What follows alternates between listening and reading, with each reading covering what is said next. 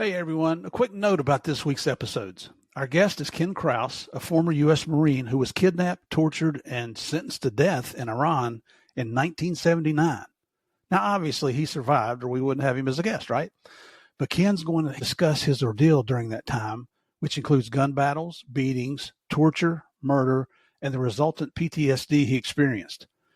Some might find portions of this three-part interview disturbing. Most of you won't, but I just wanted to give you a heads up just in case. Ken Kraus is a true American patriot and hero, and I'm honored to host him on the Game of Crimes. Hope you all enjoy this week's episodes. We went back up to the same torture chamber, and I was wondering, how much longer can it last? Dear Lord, have mercy on me. I said, let my heart burst, let my brain shut my body down. I can't take anymore. It's like living in hell that, you burn and burn, but you never get consumed. You have no hope of dying. It just never ends. It's just forever. So you're really starting to work on your brain, and it's horrifying. It's pure terror from inside your brain, inside your heart. And you know that no one's ever going to find you again. No one's ever going to see you again. And you're not even going to die a heroic Marine combat wounded. They're not even going to know anything. You're going to die here, and your bones are going to be left down on the hallway and near the toilet. It's all that runs through your mind is just crazy.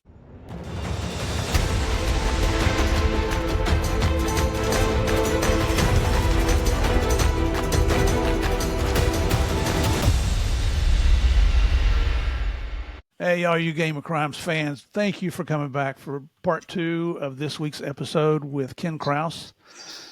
If you saw yesterday's episode, I know you're back today because we kind of left you on a cliffhanger there where Ken's just been shot. He's at the American Embassy in Tehran, Iran, and on Valentine's Day, 1979. I'm sure it's a day he will never forget. I know when I mentioned it to him yesterday, he saw that little screen come out. He knows exactly what he's gone through is just unbelievable. That's why I continually refer to him as an American patriot and an American hero. He represented his country as a U.S. Marine. He did his country proud. He saved 22 people by sacrificing himself, and it's only by a miracle of God that he's sitting here with us today on the show. So, Ken, thank you so much, brother, for coming back for part 2. When we left it yesterday, you had already been shot there at the embassy, and you wake up in a hospital not knowing how you got there. Is that correct?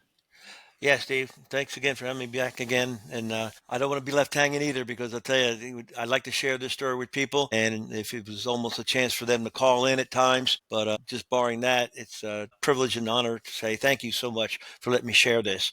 Because afterwards, when you talk about the book that's attached to it, people that have been through very similar situations, first responders and our veterans, the post-traumatic stress really kicks in at times, and it's opportunities like this that I want to say thank you, because it helps.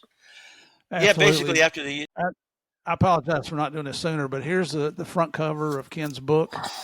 It's Ken Kraus, a Marine endures hell, and he's talking about being held hostage, the first hostage when was it the Fedayeen?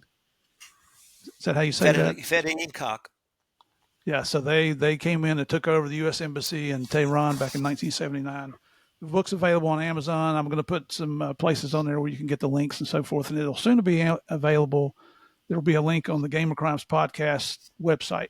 So you can just go there. It'll take you right to Amazon. You can order a copy of Ken's books. All right, brother, you're in the hospital. Yeah. So I wake up in a hospital and not realizing where I was, but it was a field hospital. And I remember trying to wake up and not knowing where I was. I don't have my uniform on, so I go to sit up, and I feel this sharp pain in my chest. And I had been opened up for about the shotgun that hit me. I don't know what what kind of load was in it, but it opened up right between the openings in my flak jacket, and it ripped open some of my stomach and my intestines. And whoever it was that put me back together again just stapled it for the most part and wrapped it in bandage, almost looked like surgical duct tape. It was the weirdest thing I ever seen. Remember 1979. But the pain was just excruciating. I looked over and I had intravenous on both arms, some kind of off-colored and clear stuff. Who knows? But there was no one around. I couldn't move because I had the beating that I had taken at the restaurant. They had cracked my ribs with a AK-47. They pounded into the side of me. They had kicked me and broken my my coccyx and tailbone, so I could barely able to move my hips. And if anybody ever fell and bruised or even bumped their coccyx or tailbone, you can tell how horrible that constant pain is, you know. Mm-hmm. And anyway, they had stabbed me with the points of the bayonet, or when I actually passed out, I'm beating unconscious. I had, in the book, it'll tell you, I had woke up and, you know, it was ice cold in there up in the Ellsberg Mountains there in February. And for some reason, I'm wondering, you know, why I'm all wet. And I'm saying, I'm wet and I can't move. And I'm holding up in a fetal position. And then I smell it. And the guys had urinated on me when I was unconscious. They beat me to being a rag doll. And, you know, you read that in the book. I'm assuming at this point that once they had urinated all over me and spit on me and whatnot, I was unconscious as a rag doll.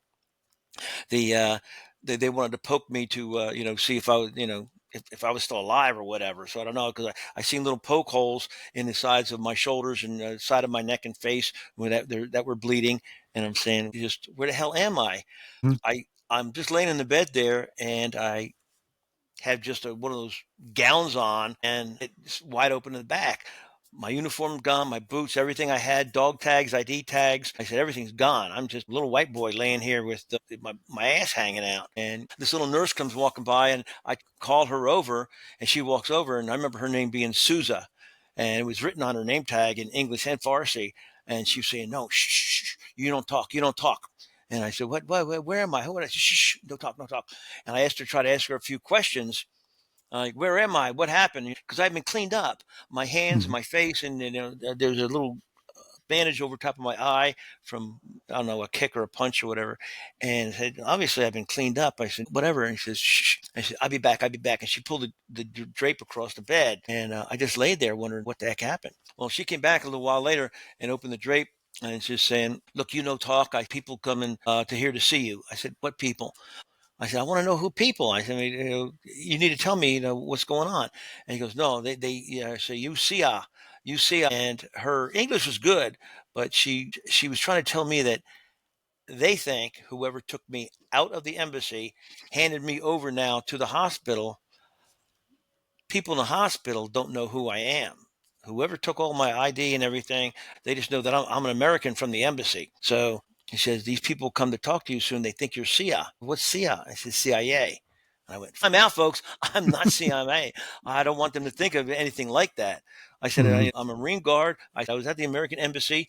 I said, it was overrun. We had a gun battle. I got wounded. Now I'm here. What's going on? So she started to try. She said, I don't know. She was just told to keep me quiet.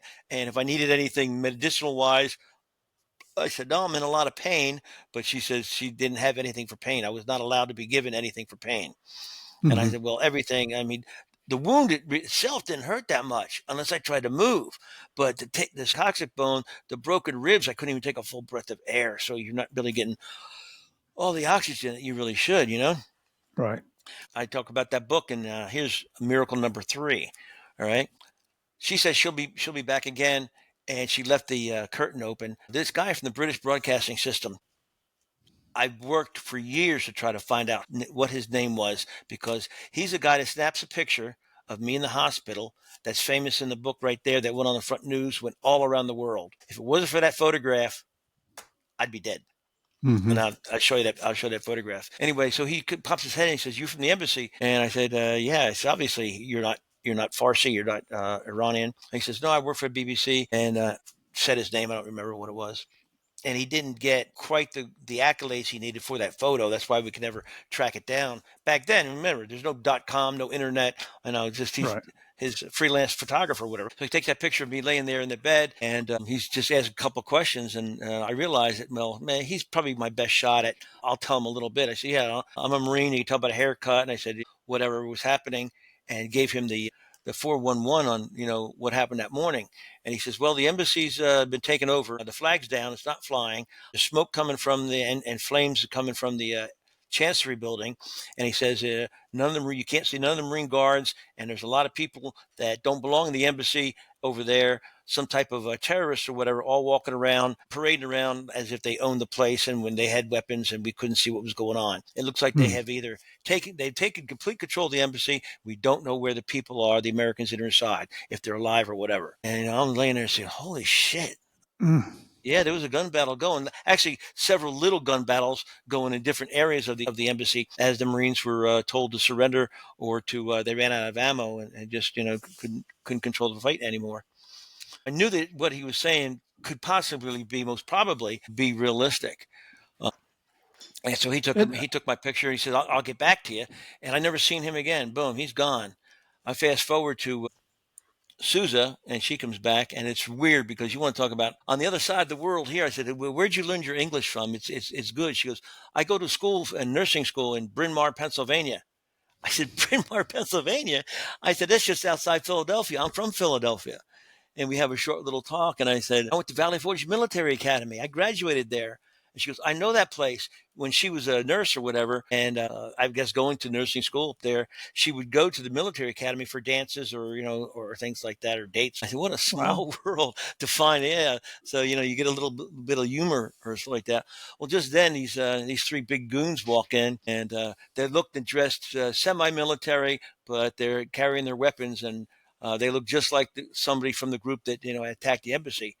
And they Hmm. walked in. They spoke Farsi to Souza, and the next thing you know is they walk in and they grab the intravenous and jerk it out of my arms, and then it comes detached so that the blood is squirting, and she's and they're trying to grab me out of the bed. She pushes them out of the side. She pushes them out of the way and says something in Farsi to them, and says it's basically, it looks like what she's saying. At the same time, her action decries that she's going to I can't move much because you can see the bandages on my stomach. It's just a pile of bandages. I mean, it's amazing whatever they put in there. It looked like they got a Hmm. pillow and they wrapped it with duct tape. Anyway, so she pulled out the needles of the arm and bandaged them up. They put their hands in front of me and put these D-ring type of handcuffs on. They're weird looking, not regular handcuffs with the ratchet.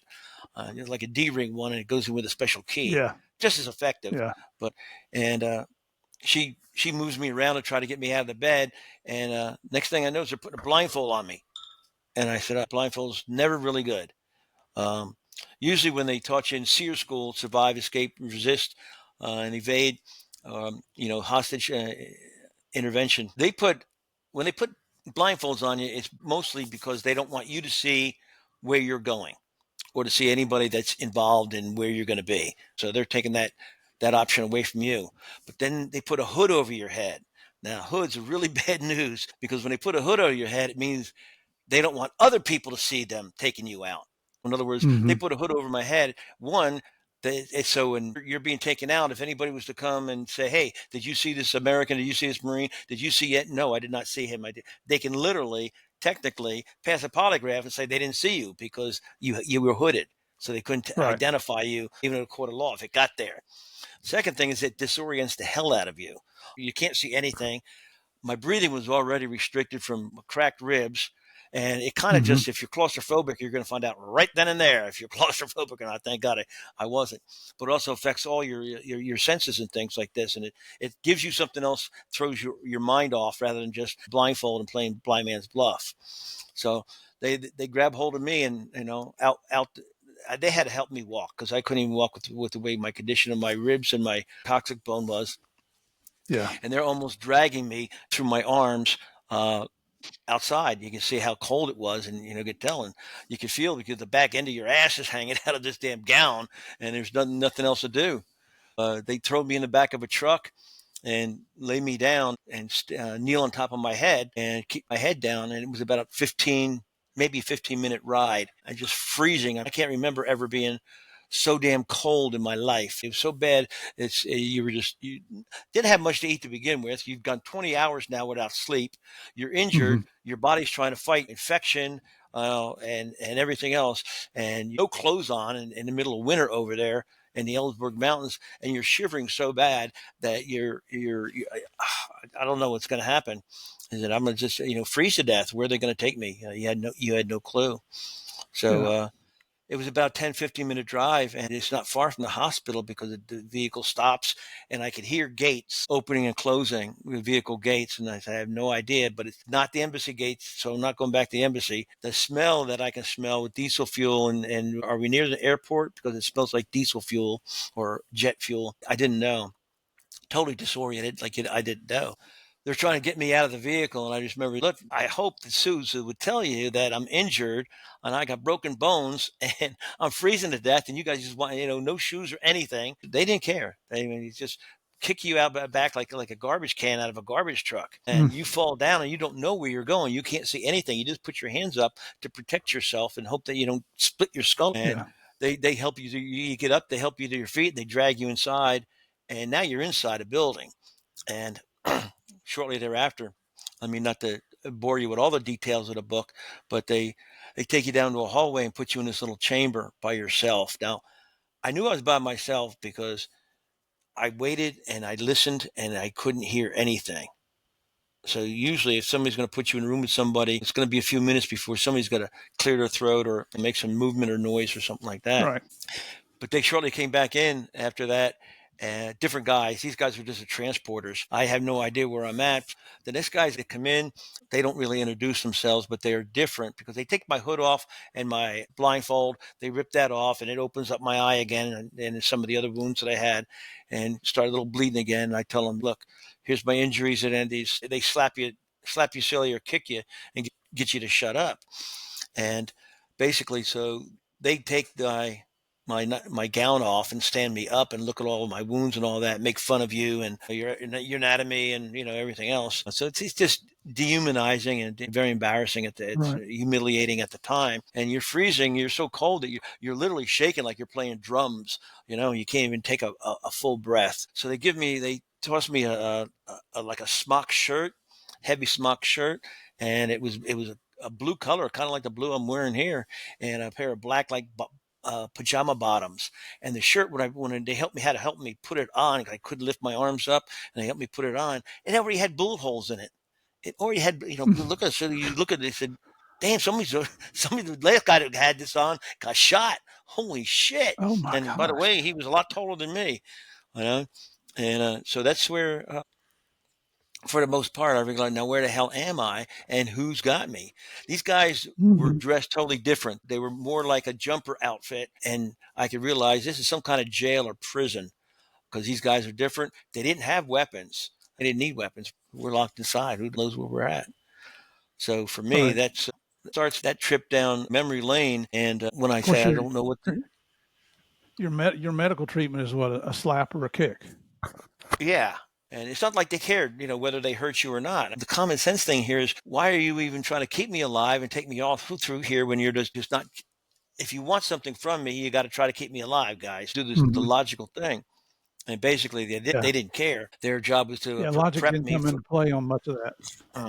They weren't over scrupulous about how they got me to be prepared to meet the next round of fun guys. With that, I just told them, I said, they gave me a piece of rug, and I describe it in the book, and it's just something that you wouldn't even give an animal in a shelter. It's weird because Persia and the Iranians are known for really great rugs. It's one of their culture high points. I said, man, what is it with these guys that they can barely have enough clothes to keep warm in this place?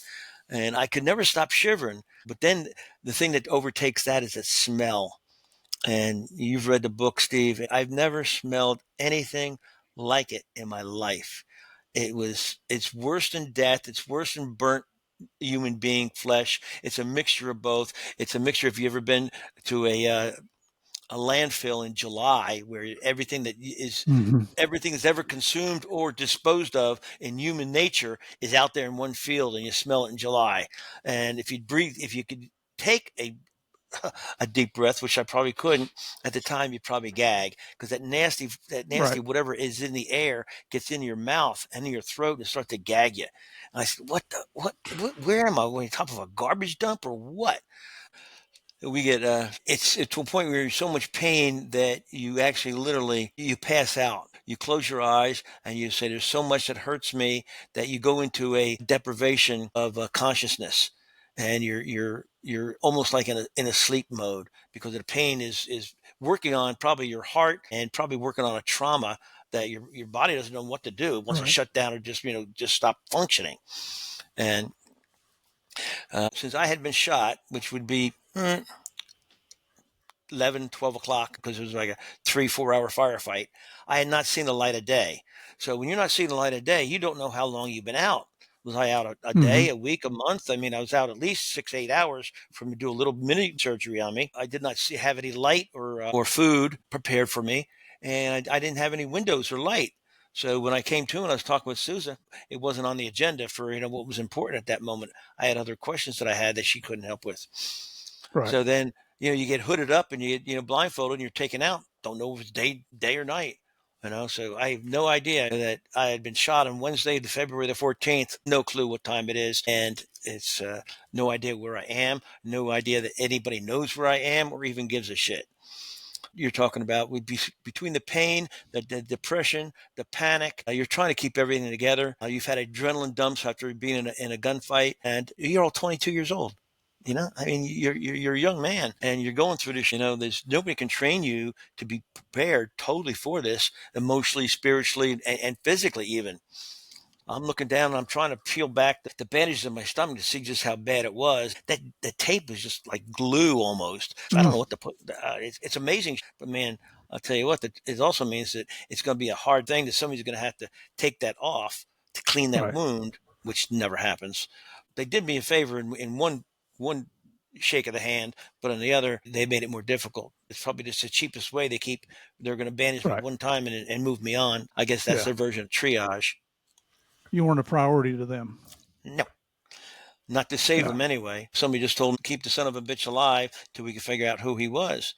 And now Mm-hmm. that's really down the road that we're going because I call them the goons. The goons come back in and drag me down the hallway and literally had to drag me because when you try to walk with your toxic bone, it just hurts every step of the way. You think you're going to defecate on yourself, or the other way, you're trying to bend forward to keep your stomach from bursting out. But yet that hurts on the back end of the bone too.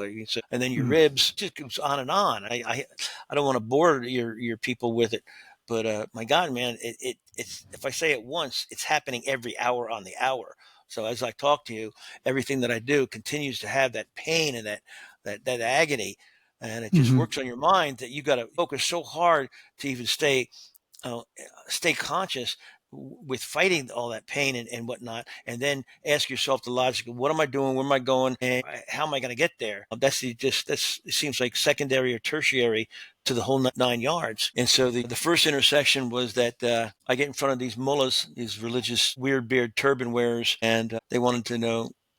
Basically, they had to give me a chair to sit in and a table to lean on so I could talk to them. And then they want the typical who are you, what are you, etc. And if they keep going over it, I go, look, you're going to get name, you're going to get rank. It used to be serial number, but we don't have serial numbers anymore. And I sure the hell ain't going to give my social security number. And just give them my branch of service and the unit that I'm with. Like they already knew any of that. I mean, you got my dog tags, my ID, my wallet, you got everything, or somebody's got it.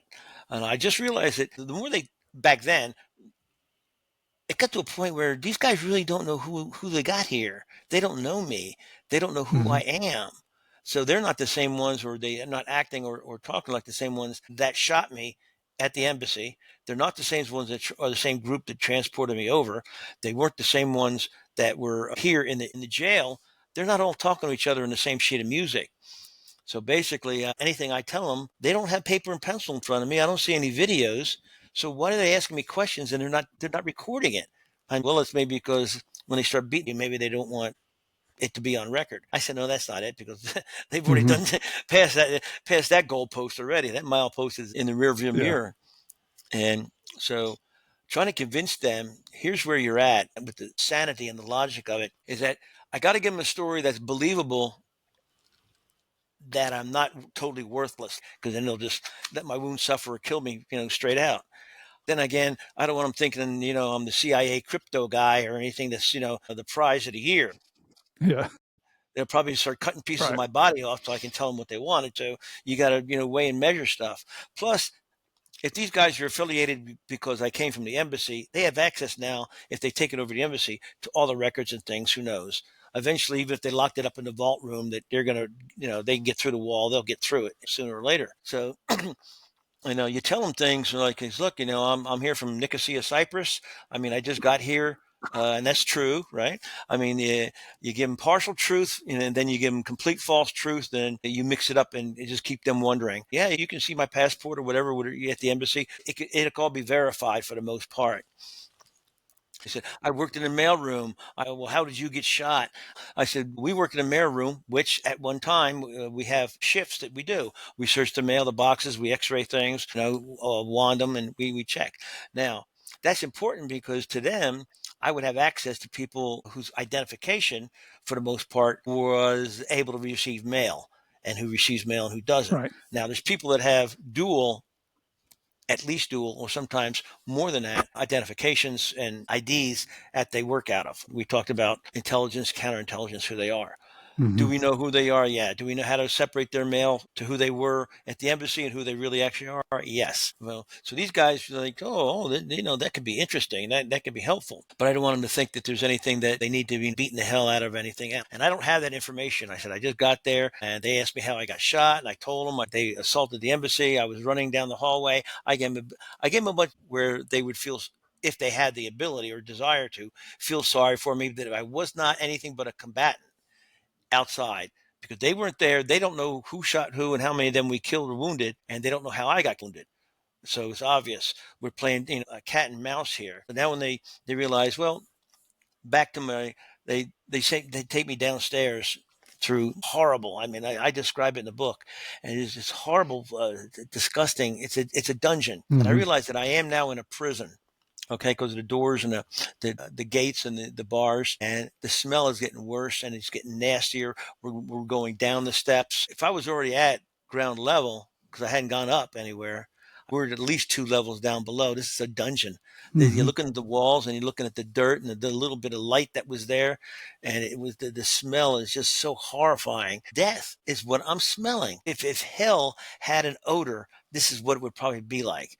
There's no Mm-hmm. air down here. There's no windows. Okay, they just a guard, another goon sitting at a desk. They're talking Farsi to each other. I have no clue.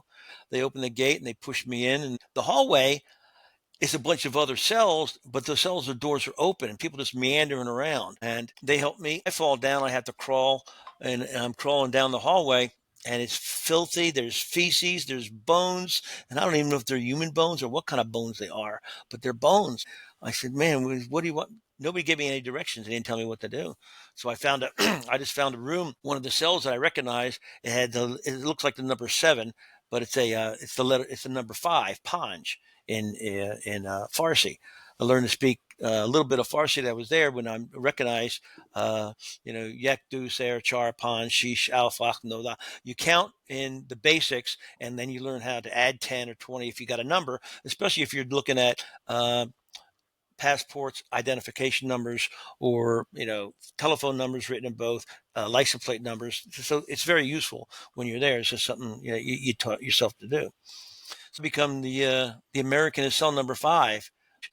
I get in there and I crawl into a corner. got my little rug with me, and the I try to move around, and I guess if I remember back 46 years ago, I made enough noise and pain that in English that everybody stopped and that was in there and was looking at me, and they realized, you American.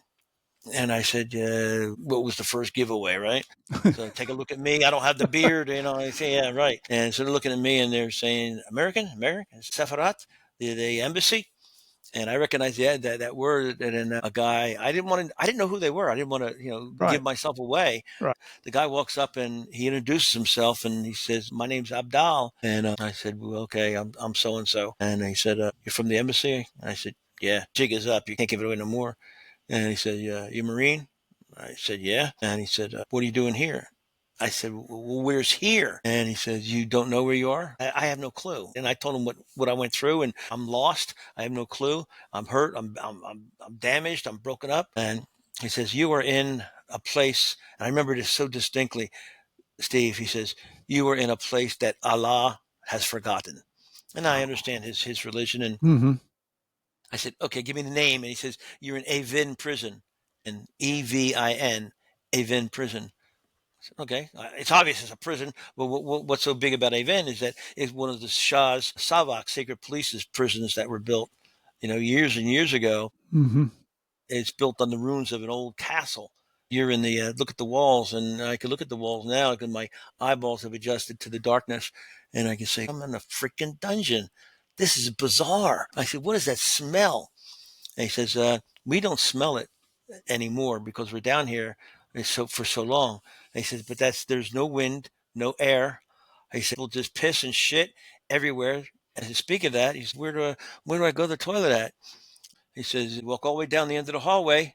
There's a little, like half a closet, and there's a hole in the ground, a hole in the floor where you squat over, and there should be a bucket with some water in it that you clean your hands with. I said, you're kidding me. I know, that's the way it is. Well, I'm going to need help to get down to the bathroom. And he said, no one here will help you. No one is against you, but no one here will help anybody else. I said, that's just wonderful. So if you got to go to the bathroom, you have to crawl down the hallway, right? 50, let's say, it's going to be about a dozen cells, so 5 feet in between each one, 70, 80 feet, whatever. The smell is that some people that can't go to the toilet, and they just go to the toilet wherever they were. The only things that they said, do not go to the bathroom in your own cell, because the other ones that are in your cell with you, there was about 10 of us in there. It's 10 by 12 by 15. He'd say, just don't, go to the bathroom there. And why am I here? And he says, why are any of us here? Most of us worked for the Shah or for the government. When Khomeini came in, the Ayatollah Khomeini came in, he opened up the cells, all the crazies, all the criminals he let out, and he started putting all the Shah's people, pro-Shah people back in here. They hold you here until they find you, you go to trial, or they find out who you are and what you did. And if you're somebody that they can be useful in the revolution, they might keep you alive. He said, otherwise, if you were someone that worked for the Shah, or you're an enemy or a threat, he said, they find you guilty and they'll take you to the roof and execute you. I said, what? Says, if you were quiet, he's saying, shh, quiet. If you listen from time to time, when it's really quiet, you can hear the rifles. Yeah, I thought I heard pops earlier. He says, that's them executing prisoners from here. Wow. And they just take you to the roof and shoot you. Yeah. And they don't care. It's like in any revolution where the new guys come in, get rid of the old guys, and they clean house. He says, we don't know why you would be here. And I told him, and he said, they did not believe you. I said, I don't know if they believe me or not, but they put me down here. He says, that's because they don't believe you. They're not sure about you yet. He said, you are important to them until they find out that you are no longer of any use, just like I figured. And he said, and after that, they let you starve to death, just fester your wounds and die, or maybe they take a bullet on you upstairs. Wow. So it's my job is to try to keep myself half-assed important and alive. And the whole time the people were there, most of them didn't speak Farsi. He did. He used to be a pilot that had government contracts with the Shah, with the company. So I don't know how well he ever did, but when you get into the book, it talks about the first ones that I met, or that met me, came in, they took me upstairs, back upstairs again. And again, the whole time I'm saying, as you're trying to get some sleep, when you just pass out, you wake up, you're putting your ass up against the wall to keep from getting gang raped, and you have next to no food, no water. My throat is so damn dry, I can't even really talk. And they'll come down, they'll help you up, and they'll help you up the steps. They had to help me a lot because I really couldn't. I couldn't walk with my toxaphone. I couldn't even open a door or do anything with my arm with my ribs. Well, the first ones that got a crack at me were these guys that they brought me into this room that, till this day, if we ever have a conversation, you remember me saying the chair. And it was so horrible that I couldn't even put the chair on the cover of my book. It bothers me so much. And the chair is bolted. It's an old little steel chair that's bolted to the floor, and right over top, it's over top of a drain. And I looked at it in this room, and I said, well, you bolted the chair to the floor. It didn't dawn on me. I mean, my brain's barely got two brain cells rubbing together between the pain and the fear, the depression, everything else, and a stench. My God, man, it keeps coming back. That at first I didn't realize. Well, you put it right over a drain. What good is that? Well, if we find that out in a minute. These guys come in suits, and right away, as soon as they opened their mouth, you could tell they were Russian. Okay, right. What's the gig? And they were decent suits, but they sat down, they introduced themselves, and of course, they admitted that they were Russian businessmen, that their company does business with the Shah, or now with the new government that came in. And he heard that there's American over here, and they wanted to come over and see if there could anything to do to help me. And also, right away, you just look at him and say, KGB, or GRU, one of the two. And they just wanted to get the first crack. And the Russians found out, hey, and in the book, it has to go back why the Russians helped the Fedayeen Kalk take over, gave them support to take over the embassy because they wanted the embassy out of there, right, because of this the SALT I, Strategic Arms Limitation Treaty, where we work in the mountains up there. We work, Secret Squirrel works, and they report back out of the embassy. With the embassy fallen, they had to pull all them guys out of there. They're useless. They were the ones that watched what the Russians do, and with the even more than satellites right there in that area in the Caspian Sea. That's the Russian Mm-hmm. areas where they shoot their missiles and do all the tests. And basically, Congress wasn't going to go out with a SALT II agreement unless we could remember trust but verify. Well, how are Right. you going to be verified? Half your intel just got whacked at the embassy. So they didn't know who I was. So they wanted to come over and basically, and at that time I didn't know it. Since then, the debriefs and what I went through, I understood. And I kept looking at that Russian's watch because he had a Rolex watch, and I was trying to see the calendar. How you can look on the calendar and see, well, I got shot on the 14th. What day is it? And I keep trying to look at it like this, and you can see, and he pulls the sleeve of his jacket down over it, so he didn't want me to see it. These guys have been newbies or something. They're not really good at this. Because if you wanted to mess with me, what you need to do is take that and wind it backwards. Wind it so that you've been there 24 days or something. Really mess with my head because, again, I have not seen the light of day. And when you when you eat, the first meal that we had is they bring these carts down, and it's just a big, giant wooden bowl of barenge rice. It's clumped rice. It's got these little peas and red peas and green peas, like lentils. I describe it in my book as it's a hunk of meat, but be God, to this day, I call it mystery meat. I've never seen anything like it. Now, I know it's not pork because they're Muslims. Not going to be pork. It was not the same bone or construction I've ever seen in a chicken. I don't think they're going to give good beef to People are going to criminals that they're die. going to shoot.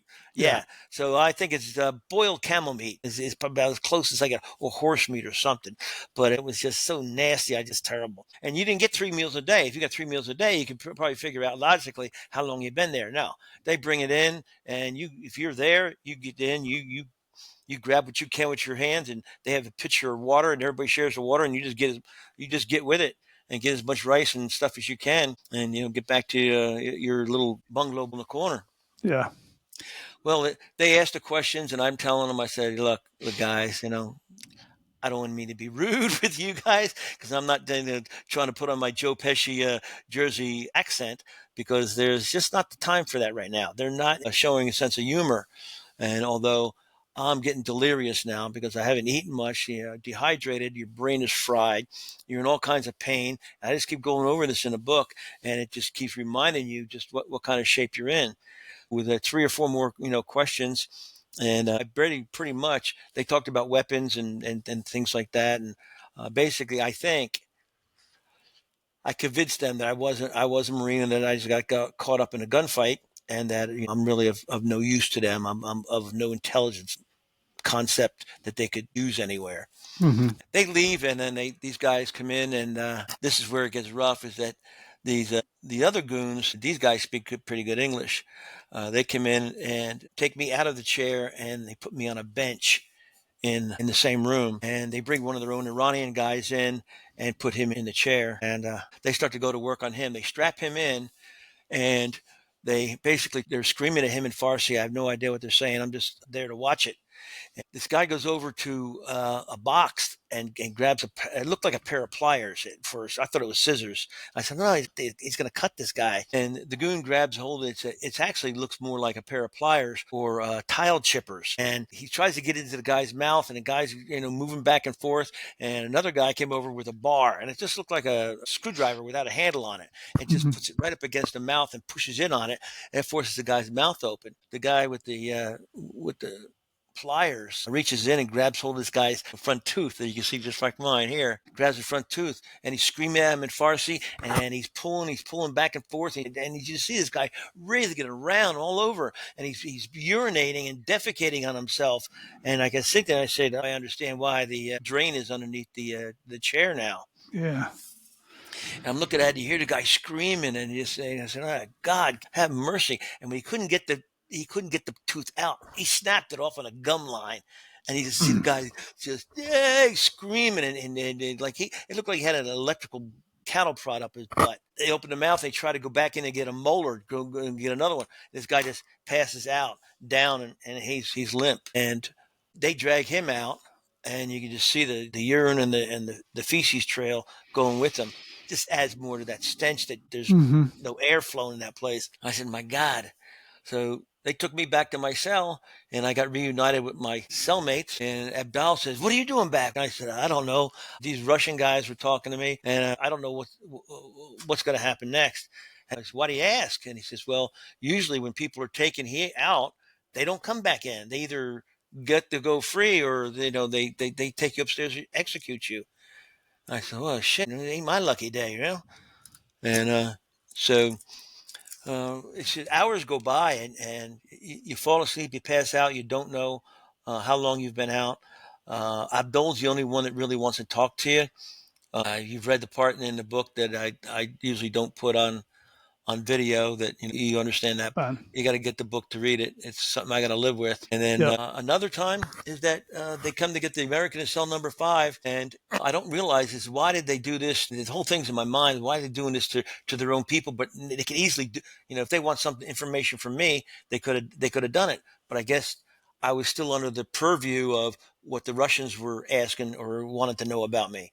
The Mm-hmm. second time they took me up there, it was just to watch another torture session. It was usually what I was told, or I came to learn, is that they brought this guy in. They had him, and in addition to the chair, they had a table that they had moved in there into the torture chamber room, and they strapped this guy down, and he was completely naked. They brought him in. He was in good shape. I said, well, whatever this poor bastard did. They strapped his head and his feet and his arms and on the table, and I said, I hope to God that I don't have to watch nothing like a disembowelment or Mm-hmm. some kind of heinous surgery or something like that. They took I say about a 3-foot piece of yellow nylon rope, and they lit it on fire with a lighter, and it started to cook. It started to melt.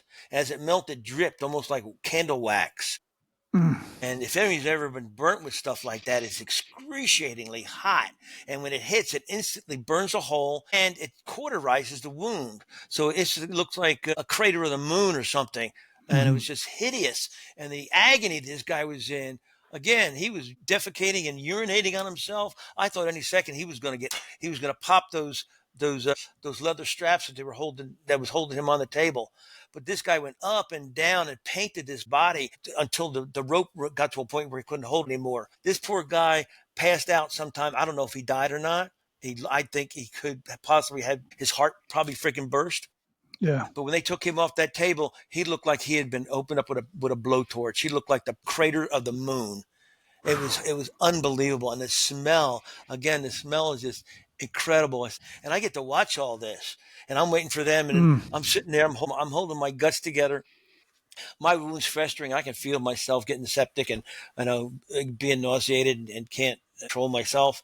And I'm thinking, oh my God, please, please don't let them put me on that table like that. But they never really came near me. They brought another guy back in, and I'm sitting here watching this whole thing, and I'm wondering, why are they showing me? And I think it's to terrorize me, or to depress me, or make me frightened. Well, all the above was working, let me tell you. I mean, they're breaking you down. Oh, they're in your head, let me tell you. They're all the way in it. They want to get so far in your head, they want to get in the marrow of your bone. And so another guy they had taken, and they How brought many him in, and days were? Oh, I'm sorry. I was just going to say, how many days were you there total? eight, 8 days. eight, And this Wednesday to continued Wednesday. on a daily basis, right? Well, yeah, you could say I write it in the book daily, because I have to come up with some type of time frame for you. But it's time after time after time. Mm-hmm. I Mm-hmm. don't know how many hours in between or how many days in between it was, because you go back to fall asleep or you pass out, and then you wake up and you said, "Did I sleep an hour, a week, a day?" You got no time frame, no reference whatsoever. See? Yeah. So But another one that this continues. yeah, I mean, just the details. When another guy they walked in, they're really queer on your feet. When they want to torture and beat you, they like to do a lot of the feet. I noticed, because they hog tie these guys' ankles together, and through this rope up over top of a big steam pipe that I didn't realize before. I mean, it's something kind of hot water. Something's going through that steam pipe, and they pulled this guy up, so he's upside down, and they were beating his feet with it looked like a balloon stick, or maybe something that was about as thick as a antenna on a car. and I couldn't tell Mm-hmm. if it was too dark. It was too dark. I couldn't tell if it was metal or if it was wooden or whatever. But you could hear it like a whip going, and and it hit his feet, and you could just hear him screaming like crazy. He's screaming in every language but English, but you know what he's trying to say. And he's almost breaking his back trying to get away from the pain. And they beat his feet to look like hamburgers, Steve. I'm telling you, I never seen anybody's feet. They might as well just have taken a chainsaw to the poor guy's feet. And then what they did is they lifted him up higher and they pulled him up to where his feet touched that steam pipe. And then you could smell it. You could hear it sizzle. It sizzled like freaking meat, like hamburger on a frying pan. And then again, the more smell. I said, the smell isn't, Abdal was right. After a while, you don't see how bad it is because it's constant until another smell overtakes it. And it was that flesh, that cooking and that metallic copper smell of burning blood. And you can smell it. And he passes out or dies, one of the two. And they drag him out. And then they come walking over towards me. And I said, oh, yeah. And I'm so weak. I think I'm going to stand up and fight. I can't even stand on my own 2 feet, Steve. Like whatever they're going to do to me, I'm never going to last that long. Then they take me back to the cell, and another meal went by, another couple of hours or days or whatever I was sleeping, and we went back to a different office this time. They dragged me back up the steps, and they set me back in this office, and I knew right away as soon as he came in, he was in a leisure suit back in the 70s. Okay, he wasn't Russian, but he wasn't Iranian either, because the guy that let him in the room with me, they didn't communicate very well. So I learned right away after he started to talk to me that he was Palestinian. He's a member of PLO, and basically he was saying, I mean, I couldn't, I am not control over those animals in the next room. So he was talking down about the guards and what they were doing Mm-hmm. in the torture chamber. He said, I have no control over what was that. It's disgusting. They're animals. I said, yeah, like you're any better. I didn't say that, but You're thinking it, yeah. why bring more? Hey, why bring more beatings? I don't need any more beatings. So he was saying, we understand that, you say you're a Marine Guard and you work at the embassy. I said, that's exactly what I said. And it's a story, and I'm sticking to it. He says, well, then you should know how the Marines are trained, and you should know their protocols and the security procedures, and, how they bodyguard and a lot of other information. I wasn't going to call him a liar, but I'm going to say, well, it's all different in every embassy. This one here, I haven't been here that long. We do ours different with the embassy that I'm from. See, believable. And I couldn't say, no, you're a liar, because he knows better. And he must have been talking to somebody, because he knew that I supposedly worked in the mailroom. And he says, people that work in the mailroom, where they work, and they had other alternate identifications and what their jobs are. And he said, maybe you could help us. We have taken over control of the embassy, and not directly, but he wanted to allude to that everybody had been executed or they're in other parts of the prison. I'm the only American here by myself, all alone. No help is coming.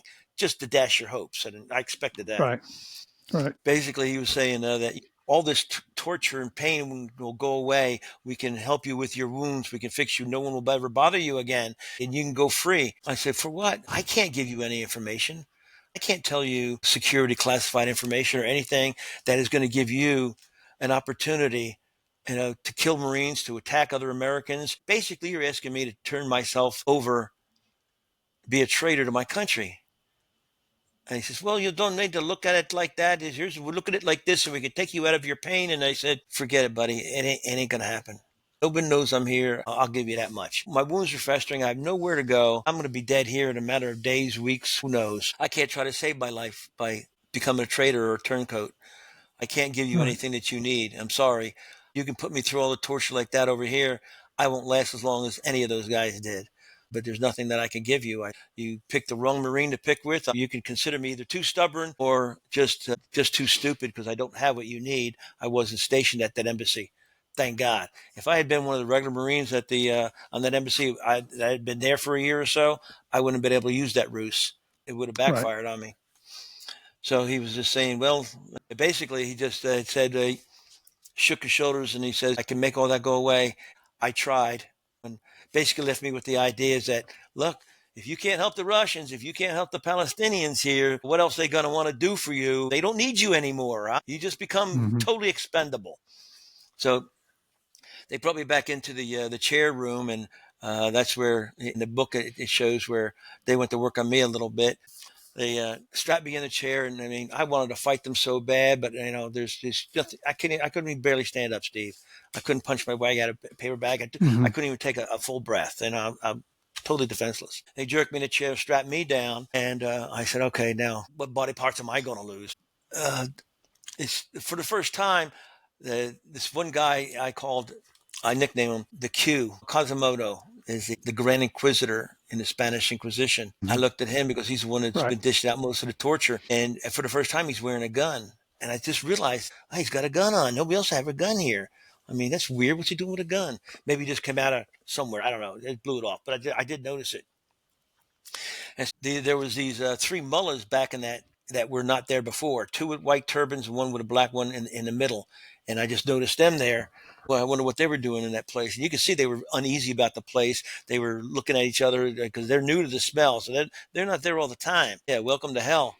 And so this guy here, my Q man, takes his gun, he takes his pistol, and look at it in the book. I think where it was dark, and I could best describe it. It looked like a CZ Czech 75, or maybe even a Browning high power 9 millimeter, but something right along those lines, very Hmm. similar. And he pulls it out, and he brings it over, and he sticks it right in against my teeth right here. And he just starts pushing, and he starts pushing, and I'm pushing back. And he gets to a point where you could just go so far back in the chair, and then that barrel of that gun is going in your mouth, whether you open up or they just go punch it right through the teeth.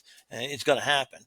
And so I ended up opening my mouth, and the slide went right across and chipped my tooth really bad and cracked it open. Now you got something else to worry about with pain. You got a raw nerve on your tooth open.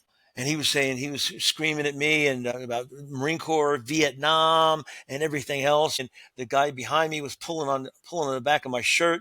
I was at 100, about over 180 degrees that I couldn't even go any farther back and couldn't even take a breath. And just a bam, he pulls the trigger, no sound. I'm expecting him to blow my brains out, and he pulls this trigger, and it click. It's on an empty chamber, and he laughs, and the other two guys laugh like demons. It's just you freak out because you expect that to go boom and blow your brains out. And he takes it, he puts it back in his holster. It was on an empty chamber, no bullet, Mock's execution. And I mean, I'm just a puddle of puppy piss, and I'm useless. I'm right now. You just pour me down the drain. And he walks over and he just jams his boot right into my big toe. Of course, I've been barefoot the whole time, and he broke and he hit my right toe, and he broke it from where normally your toe should be straight forward. This one now starts looking 90 degrees to the east. It didn't even hurt that much. The other pain and everything in my body, when I look down, I can sit down and see that it was not in a natural position. They pull me out. I guess this was a punishment for not being able to be useful, not helping the Russians, not helping the PLO. Who knows why? They had some little conversation with the mullahs that were there, and they took me back to this is the fourth time now back to my cell, and they hobbled me in there. And they could see that I was bleeding in the mouth. And Abdul looks at me and he just says, "We've never seen anybody come in and out like you. What are they doing to you?" And they could see what happens in my mouth. And I pointed to it. I could show them my toe and how it was broken, and they just kept shaking their head. It hurt so much I barely drink water. I couldn't eat or chew anything. It hurt so bad. I fell asleep again, and I don't know how long I was out, but they called for the Americans, cell number 5, one more time. They had to drag me up the steps this time because now I couldn't even step with my toe. I had to walk on the right side of my foot, because the toe wouldn't balance me. It Hmm. didn't work. It was broken, right at the joint. We went back up to the same torture chamber, and I was wondering, how much longer can it last? Dear Lord, have mercy on me. Let my heart burst. Let my brain shut my body down. I can't take anymore. It's like living in hell, that you burn and burn and burn, but you never get consumed. You have no Hmm. hope of dying. It just never ends. There is no time. It's just forever. You're really starting to work on your brain, and it's horrifying. It's pure terror from inside your brain, inside your heart. And you know that no one's ever going to find you again. No one's ever going to see you again. And you're not even going to die a heroic Marine combat wounded. They're not even going to know anything. You're going to die here, and your bones are going to be left down on the hallway in near the toilet. And Hmm. it's all that runs through your mind is just crazy. And just when you didn't think they could find another reason They do. And now I'm going to be put on trial for shooting Iranians. Imagine that. This guy that I called number two because he was always taking orders from somebody else, but he spoke very good English. He explained to me that these mullahs here, they're going to ask you some questions. I will be the interpreter and your lawyer. He says you're being tried in Islamic court for according to whatever law, the Sharia law they're going to have for shooting and killing Iranians. And I try to tell him I didn't shoot anybody. I lied, man. I didn't shoot anybody. I stuck with it. I was down in the mail room, and of course there was no one there that could verify that or come up with accusations. And then that hit me.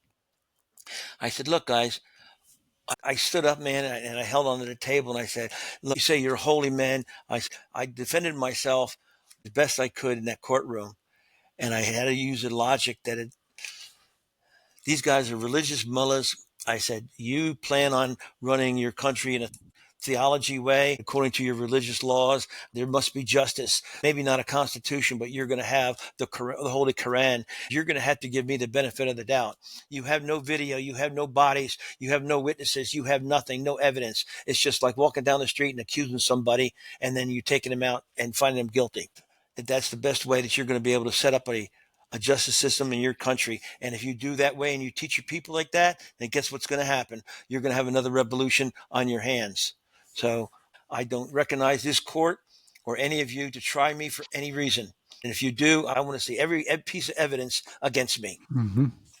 And I just kept giving it to them until I just about passed out. And they were kind of shocked because the whole time I was being a Perry Mason for myself, this guy is talking battering back and forth and interpreting to the mullahs. And they're nudging each other and they're looking at each other like, where did he get his law degree at? And so they had a little talking session and they took me back to my hotel room to see my buddies again. And Abdel says, you're earning a nickname here. I forget the Farsi word for it. I kept looking for it, but it's something like a boomerang that just keep coming back and forth. I said, this one was fun. I said, they didn't torture me or beat me. They put me on trial and, they accused me of these crimes. And his eyeballs got really big. And he says, you were in trial? You had the mullahs, you had this, you had that. And I said, yeah, the whole 9 yards. I barked back at him and I demanded to see this and that and the other thing. And they didn't have anything on me. And he put his head down, closed his head and shook like that. And he said, Marine, he says, that's not good. I said, why? What's not good? They ain't got shit on me. And we just left it at that. And we had another round of rice and mystery meat. Number two came down after I woke up. I don't know if the same day or not. Again, totally deprived of time. And he came down. He was never down there before in the cells. He was asking where the American was. And he said, in cell number 5. He came in and he walks in and he said something to these guys in Farsi. And then he said, your trial will not resume. He says, the mullahs have acquired all the information and answers to your questions. You have been found guilty. I said, really? Well, what a shock. Big surprise. And I said, okay, so what's that mean? And I'm being sarcastic with it because I'm out of my mind with pain. And I said, okay, what's that mean? And he says, you'll be executed. Shot tomorrow, probably. What? Just shook his shoulders and walked out. Wow. Yeah, that's exactly right. Abdal said something Farsi to the rest of the guys in the room, hearing what this guy said. And they just all looked down and they're it's like, sorry to hear that. Well, the next time they take you out, you ain't coming back. Yeah. Man, yeah. this is I don't. It's not motivating. It's just incredible. You mentioned in your book about these demons, and man, they are true demons. Well, it's the whole thing is you're sitting there and you're saying after everything you've been through that this is not real. It's like watching. You're trying to convince your mind that this is not hell, that you've already died, and then you got to say, how do you prepare yourself for that? Right. You're laying there. You lay there and you say, they're going to shoot you, and you say, well, they're just going to shoot me in the head. Are they going to stand me up in a firing squad? Is it going to hurt when it goes through? And how are you going to go out? You're going to look them in the eye, blindfold, spit in their face. All these weird things that maybe Hollywood has ever conjured up in your mind. And then you're laying there and you're so tired that you close your eyes and you think you're sleeping, but actually it's like you're in a whiteout condition. Is that you're talking to yourself. The weirdest thing, Steve, is that it's just you pray to God and you say, Lord, it's just, if it's your will, it's going to happen. Nobody knows I'm here. There's no way out of this. I said, if there's any other miracles left here, I'm just pretty much run out of miracles. I don't have any more on the calendar, I'm sure. But there's one thing. And until this day, this very conversation, Steve, I've always thought this, and it's so weird, is that what came over me was my desire not to have it quick or the pain or anything. I mean, I was in so much pain, I don't think I was going to feel it no matter where they shot me, really. And I just prayed to God. I said, look, when I'm dead and gone, don't let them lie about me. Don't let them say I was a baby raper or a criminal or some kind of horrible person, because I wasn't. Mm-hmm. I'm a United States Marine. I served in the forces that guard our country and our way of life, and I'm prepared to give my life in their defense. But let me go out with honor. Mm-hmm. You win, you torture me, you beat me, you win. You shoot me. I don't even give a shit if you drag me through the streets naked. Halfway done that already. What I don't want you to do is come up with lies and falsehoods, heinous criminal accusations that my family would have to live down and be ashamed of. The country would be embarrassed and have to defend. And the Marine Corps traditions and all my brothers, I couldn't let them down either. Mm. And that's what went through my mind, really, is shoot me, kill me, shoot straight, don't make a mess of it, Yeah. But when it's dead and gone, just wrap me up, ship me home, bury me anywhere, but just don't lie about me. And that's the weirdest thing in the world, man, is it. So I couldn't sleep. I don't think it's. I like to say I lay down and your mind just goes at it. I know there was a long stretch of time that seemed comparable to the shorter times that they would come in to grab me, and then they did come down. Still, I had no idea what time it was, whatever. And they brought down two goons, and number two, and another guy was with them. And I said, like, you really need these goons. I can't even stand up. I can't even walk. Another day and I'll be dead anyway. They helped me up the steps, the two landings up to a different hallway that I ever went down before. And it was just a long hallway. It seemed like it connected another building, and they were dragging and pulling along because, I'm hop along. I can't move. I'm all busted up, ribs and bones never stopped barking at me. And we got to a big steel door, and he had a key, a weird looking key that's like a jail key, and opened it up. And I could tell we were above ground, and it was so cold and it was clear. You could smell the air. It was like, oh my God, fresh air. I mean, that was amazing, but it was also very cold air as compared to what was down below. And then I see these steel steps, and I realized when you look above it, the steps, you could see a little light right from beneath the weather strip on the door up there. And Mm-hmm. I knew that was the roof that led to the roof up there. And they started pushing me and trying to drag me up the steps. One of the miracles that had come back from somebody that read my book that I'm about to tell you about is so strange, because it's so hard to try to step on that on the steel stance and pull yourself up with your ribs and your socket bone and your toe looking south to Miami. It's very difficult to get up, and that in itself was a blessing. Where someone asked me, "Do you think that could have been an extra miracle that they broke that toe?" Because here's the timing of it.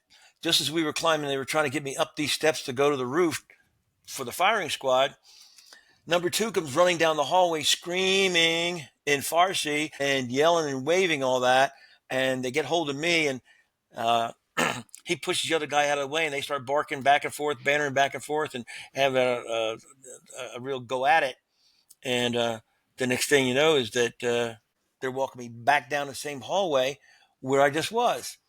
And I said, no, God, I thought it was another mock execution, or bring him up so close to think he's going to get shot and then take him away again. So we get to the end of this hallway, and I mean, it's a long walk because you're injured and you can't, you just can't move. You're like a snail, and they don't want to. They're tired of walking slow, and they're just dragging you along. We didn't turn left to go back downstairs again, where I thought we would, back towards the my cell. We went back up another steps, and we went through a gate. And now we were up in an office area, like an admin area. it wasn't the same. It was same building, but it looked like I just stepped into an administrative, section and not the sales section. Mm-hmm. And looking around, they hauled me in just a few doors down. And for the first time, and I don't know how long, but since I was shot, I saw a window and it was sunlight out there. I said, "Oh man, it's daylight," and the lights were brighter up there because I had to shield my eyes with the as compared to the little incandescent bulbs we had down below. And they parked my ass on a chair in the office, and it was a regular office. It had a phone in it. It had a lamp on the desk and had stationary stuff, and they just let me stay there. And they didn't even have a guard. The door was open, no guard or nothing. I just sat in the chair and huddled over top of the desk, just waiting to see what the heck was going on. And it wasn't too long, but probably within a half an hour or so, I think. I could see people walking back and forth, and they were dressed in regular clothes. It looked like they not prison garb or anything. And it really blew my mind. I thought I was hallucinating. And it's weird because two guys come in. They look like dressed like the Russians again, suits and ties and all that. And one had a German accent, one had a French accent. I said, "Oh, I'm not used to it again. I'm tired of it, man. It's a torture that it just goes on. It never ends." Mm-hmm. And they introduced themselves, and they said they're from the International Red Cross. I said, "Yeah, and I'm the next pope. Let's go. Can't you do better than that?" And they showed me their credentials, and I said, let's just say you are who you say you are. What's the game here?" And he's saying, "We're here to execute your release." I said, "My release?" And he says, "The Iranians are going to turn you over to the International Red Cross. We're going to take you back to the embassy." I said, "Come on, guys, just take me back up and shoot me on the roof. I can't handle this. I'm dead. I'm broken. I mean, you've got to me." Mm-hmm. And they said no, and they walked out of the room. And from about 50 feet away, there was a guy in a London Fog, light-colored London Fog overcoat, leather gloves, and hat. And he turns and he starts walking towards the office. And I'm looking at him, and I'm saying, "God, now who's this guy?" And he's looking at me, and he's walking towards me, and he's getting closer. I'm saying, "I recognize this guy. He looks familiar." And as he gets near the door, he goes, "Ken, you're alive." That's got to be It the was best Jack, feeling in the world. it was Jack Schellenberger. He was a consular officer at the embassy. Mm-hmm. And I said, "You're alive." And he said, "Oh my God, we've been looking for you." He says, "You look like shit." And I went to stand up, and I fell in his arms because I couldn't hold myself up. And I fell in his arms, and I was hugging him, and I was crying. And I didn't think it was real, Steve. I didn't believe it was real. I thought maybe they had already shot me, and this was like a leftover in my mind somewhere. And I remember telling him, I need to smell you. I need to smell your cologne. I need to know." Everything else was just busted up. Nothing else worked. There was Mm-hmm. no other hope left. He said, "No, Ken." He said, "I'm real. We've been looking for you. We're here to take you home." He says, "All the way home, Ken." I said, "Oh my God, Jack." Well, the ambassadors or whoever they were from the Red Cross come in, and they had brought me some clothes and a jacket, and I changed in there, and there was some more paperwork and some other shit that had to be taken care of. And Jack came back in and says, "We're going home, Ken. Let's get out of this hellhole." And he held me up, and one of the other guys, he was helpful. They walked me out to the front door.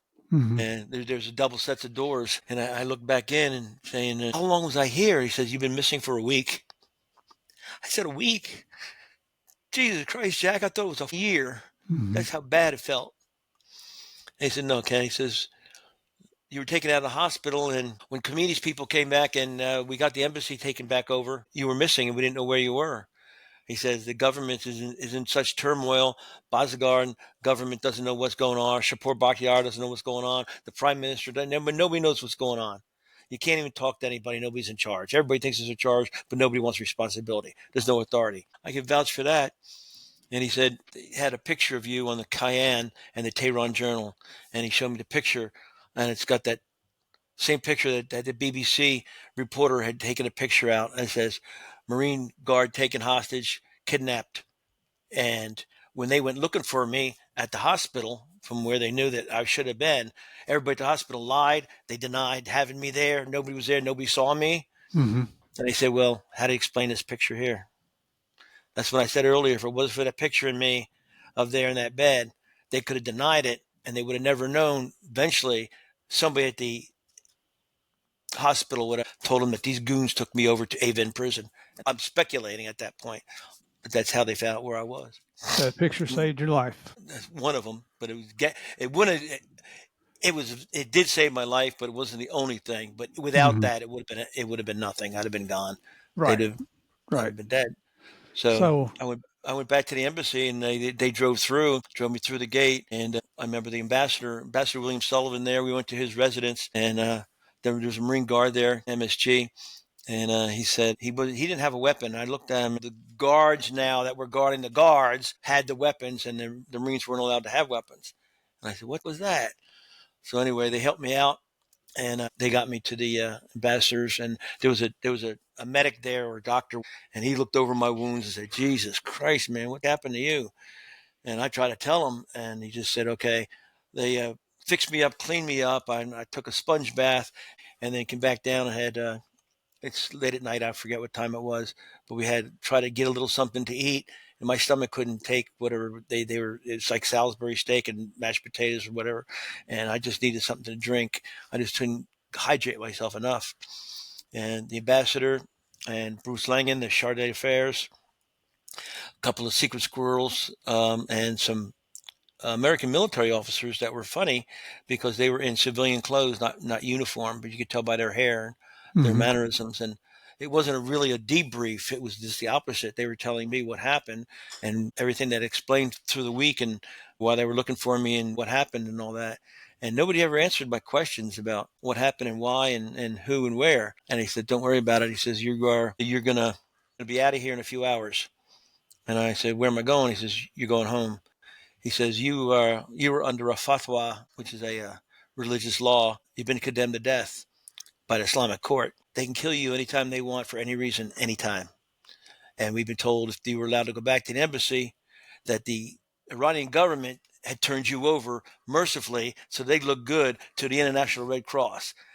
So everybody thinks the Red Cross has got you and that they're going to look good in the revolution here.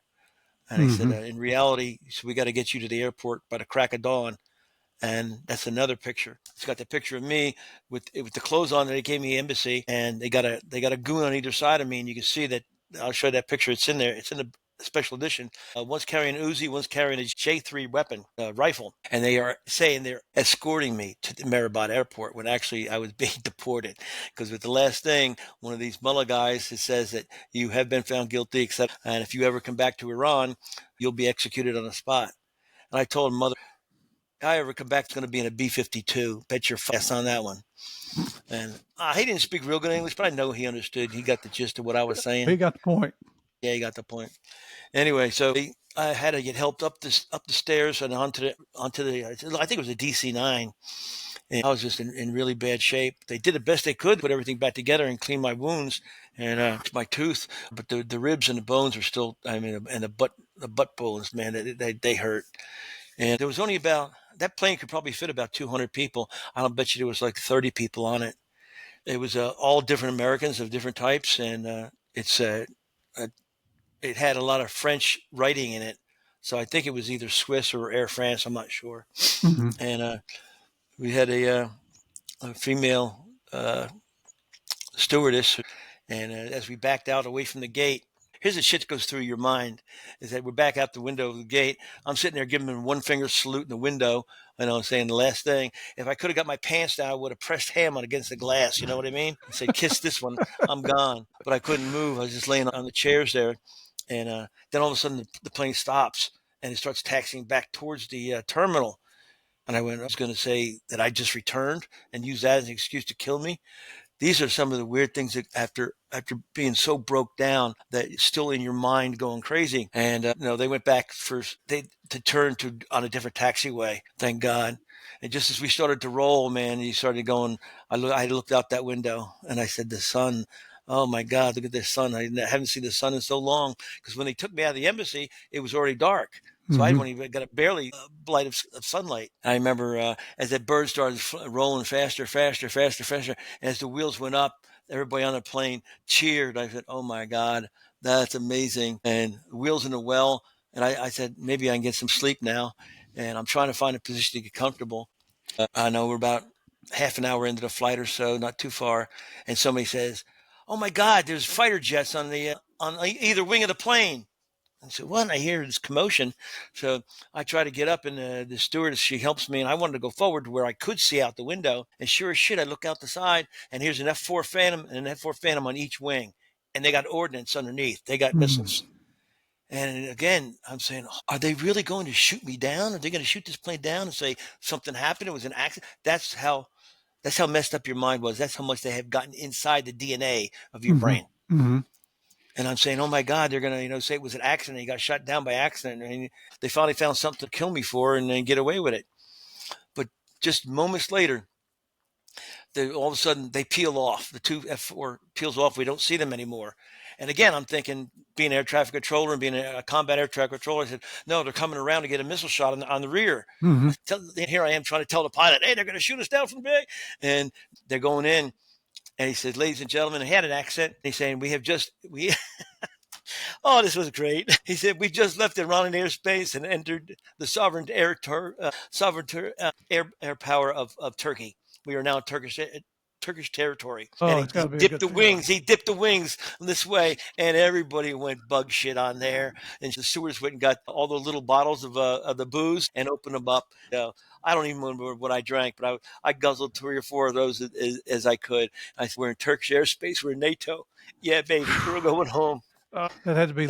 That's how fearful and psycho it got. And then we took that bird all the way to Wiesbaden, to Germany, where I was met with an entourage and swooped up and taken to. And they did a lot more medical procedures on me and fixed me up and, restitched me, opened me up, cleaned me out, stitched me up, fixed my toe for the best they could and wrapped and tied that up. And they said, there's not much we can do about your sacral coccyx bone. They didn't even give me x-rays. They gave me a pillow and a cushion to sit on it. Yeah. But it's a walking that hurts. I mean, they can't put a cast on your butt, Yeah, exactly. Hold up right there if you don't mind, because we've been going quite a while on this one. This was extremely emotional. Yeah, it was. I can't imagine what you went through, brother. God bless you for surviving, maintaining your honor, because I don't know that I would have the mental strength to go through what you went through, much less the physical strength. What I'd like to do is bring you back for a third episode where we'll talk about getting you back to the United States and what happened after that, and having to deal with all the demons that are still rolling around up in this part, the PTSD that goes along with it. So if you're agreeable, I'll bring you back tomorrow. We'll get through this. Oh my gosh, this is what I just want to say to all our listeners is thank you for hanging there with us. If you haven't teared up on this one, you are a cold-hearted son of a gun. I'll tell you what. I'm fighting it right now. Steve, you mentioned it earlier, and you were one of many people that when they get through the book, they said in parts that I can't talk about per se on radio or TV that is in the book that you read in detail, and you know what I'm talking about, is that a lot of them have said they had to put the book down, walk away, or some had to definitely use a box of Kleenex and tissues. How do you think I felt after having to put those demons away for decades, 46 years, sir, and then pull them out again and unchain them and deal with them and write a book?